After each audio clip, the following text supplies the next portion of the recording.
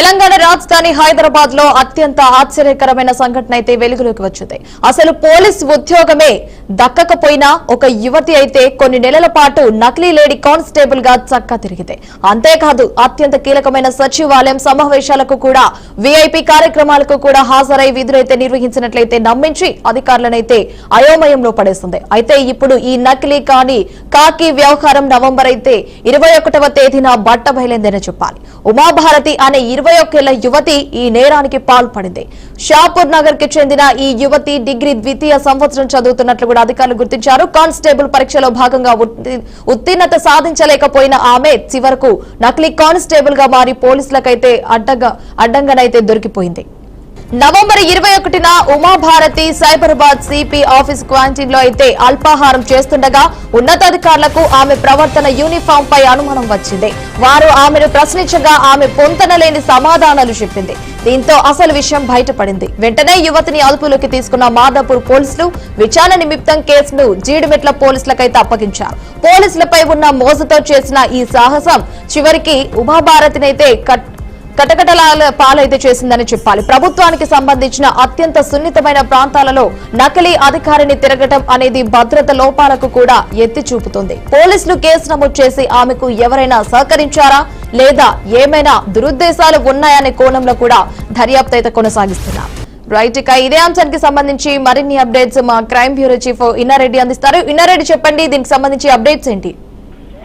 హిమవర్ష, మనం చూసామంటే గతంలో చాలా రకాలైన చీటింగ్ చూసాం. అంటే నకిలీ కానిస్టేబుల్ లాగా, నకిలీ పోలీసులు లాగా డ్రెస్సులు వేసుకొని మోసాలు చేసి డబ్బులు వసూలు చేసి బెదిరించిన సందర్భం చూసాం. కానీ ఈ మేడ్చల్ జిల్లా, జీడిమెట్ల జిల్లా నకిలీ కానిస్టేబుల్ యువతికి సంబంధించి ఎవరిని బెదిరించలేదు, ఎవరిని బ్లాక్ మెయిల్ చేయలేదు. కాకపోతే ఈ ఉమాభారతి ఎవరైతే ఉందో తనకు కానిస్టేబుల్ కావాలని కోరిక ఉండేది. సో ఆ కోరిక ఎలా తీర్చుకోవాలని చెప్పేసి ఆమె ఈ నకిలీ కానిస్టేబుల్ లాగా డ్రెస్ వేసుకుని విఐపీ ప్రోగ్రామ్ కి వెళ్ళింది, అలాగే బందోబస్తుకి అటెండ్ అయింది. సో తర్వాత ఒక హై అఫీషియల్ ఒకసారి ఆమె డ్రెస్ చూసినప్పుడు ఆ డ్రెస్ సెన్స్ లో దీనికి సంబంధించి ఒక బ్యాడ్జ్ ఉంది అన్నమాట. ఆ బ్యాడ్జ్ అని చూసి అది ఓన్లీ హెడ్ కానిస్టేబుల్ మాత్రం ఉండే బ్యాడ్జ్ నీకు ఎలా వచ్చింది అని చెప్పని, అసలు నీ బ్యాడ్జ్ ఎంత అంటే నేను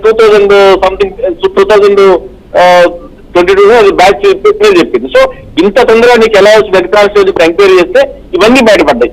సో మొత్తం మీద ఒక రకంగా చెప్పాలంటే ఒక కానిస్టేబుల్ కావాలన్న తప్పన ఆమె రిస్క్ తీసుకొని, తెలుసు డిపార్ట్మెంట్ లో కనుక ఈ రకంగా డ్రెస్సులు వేసుకొని కనుక మనం పోలీసు లాగా నటిస్తే ఎప్పటికైనా దొరుకుతామని తెలుసు.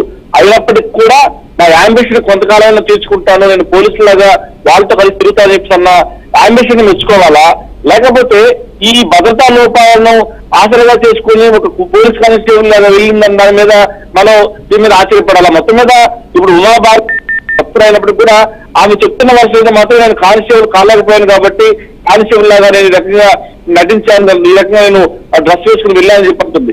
అయితే ఇక్కడ ఒక విషయం వర్ష, ఇదే కనుక ఈ ఉమాభారతి కేసులో ఎవరన్నా టెర్రరిస్టులు కానీ లేదా మహిళా టెర్రరిస్టులు కానీ వెళ్ళి కనుక ఉంటే అప్పుడు పరిస్థితి ఏంటి?